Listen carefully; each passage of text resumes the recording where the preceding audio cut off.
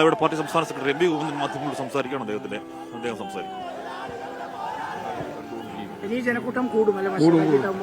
ആലപ്പുഴയ്ക്ക് എത്തുമ്പോൾ എന്തായിരിക്കും എന്നുള്ളത് പറയാൻ സാധിക്കില്ല.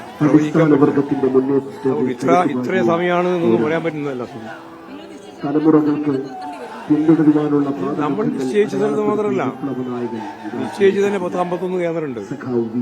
അതിപ്പോ ഓരോ സ്ഥലത്തെത്തുമ്പോഴും അതിനു മുമ്പ് തന്നെ ആളുകളുണ്ട്. പിന്നെ ഉള്ളൂരൊക്കെ ഇത്രയധികം ആളുകൾ ഭയങ്കരമാണ് എല്ലാ സ്ഥലത്തും. ആ, അത് കുഴപ്പമുണ്ടാവില്ല, പ്രശ്നമുണ്ടാവില്ല. പോകാൻ പറ്റും, ഒരു ഭാഗത്ത് പോകും. അതിനുണ്ട്, ഒരു സംശയമില്ല. രാവിലെ ആവും എത്തുമ്പോൾ. രാവിലെ ഞാനൊന്നും പ്രവചിക്കുന്നില്ല. എപ്പോഴാണോ എത്തുന്നത് അപ്പോഴേ എത്തും. കൂടും. ആലപ്പുഴ എത്തുമ്പോഴേക്ക് ഇതിന്റെ പാരമ്യത്തിൽ പതിയെ മാത്രമാണ് വാഹനം നീങ്ങുന്നത്. വളരെ വലിയാണ്. അത് എന്താ വെച്ചാൽ നമുക്ക് സാധാരണ സംബന്ധിച്ചാൽ ഒരു പോക്കറ്റിൽ ഒരു പോയിന്റ് പറഞ്ഞാൽ ആ പോയിന്റിൽ നിർത്തി അവിടെ കണ്ട് അടുത്ത പോയിന്റിലേക്ക് പോവാം. ഇതിപ്പോൾ സംഭവിച്ചാൽ ആ പോയിന്റിലേക്ക് എല്ലാം പോയിന്റാണ്. എവിടെയും പ്രത്യേകിച്ച് പറയാൻ സാധിക്കുന്നില്ല.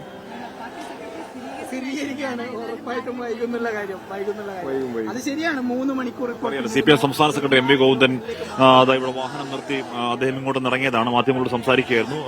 അദ്ദേഹം തന്നെ പറയുന്നുണ്ട്, അനുജ വൈകും എന്ന കാര്യം പാർട്ടി സംസ്ഥാന സെക്രട്ടറി എം.വി. ഗോവിന്ദൻ തന്നെ പറയുന്നുണ്ട്. വൈകും എന്ന കാര്യത്തിൽ ഒരു തർക്കമില്ല എന്നാണ് പാർട്ടി സംസ്ഥാന സെക്രട്ടറി പറയുന്നത്. അത് നമുക്ക് തന്നെ അറിയാം. അത് ഒരുപക്ഷെ എം.വി. ഗോവിന്ദൻ സ്ഥിരീകരിക്കേണ്ട കാര്യവുമില്ല. നമുക്ക് തന്നെ അറിയാം, ഈ വിലാപയാത്രയുടെ വരവ് അത്രത്തോളം മെല്ലെയാണ്.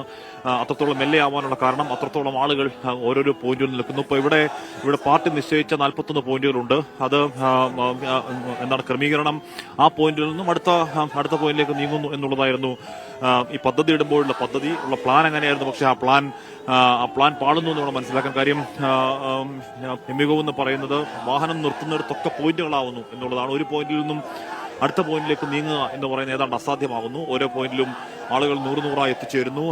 വാഹനം അല്പം ഒന്ന് മുന്നോട്ടേക്ക് നീങ്ങുമ്പോൾ അവിടെയും കാണാം ഇരുവശത്തും 100 ആളുകളെ. നമ്മൾ നേരത്തെ പറഞ്ഞിരുന്നു, അനുജ ഈ ദർബാർ ഹാളിൽ നിന്ന് പുറത്തേക്ക് ഇറങ്ങുമ്പോൾ നമ്മൾ പറഞ്ഞതാണത്. ദർബാർ ഹാളിനകത്ത് പോലീസിന്റെ ക്രമീകരണങ്ങൾ, ഈ പറഞ്ഞ ബാരിക്കേഡ്, 2 ലൈൻ എന്നൊക്കെയുള്ള കൃത്യമായ ചില നിയന്ത്രണങ്ങൾ കൃത്യമായി കൊണ്ടുവരാൻ നടത്തുന്ന ഒരു അന്തരീക്ഷമായിരുന്നു. പക്ഷേ തെരുവിലേക്ക് ഇറങ്ങുമ്പോൾ അങ്ങനെ ആവില്ല കാര്യങ്ങൾ നമ്മൾ നേരത്തെ തന്നെ പറഞ്ഞതാണ്.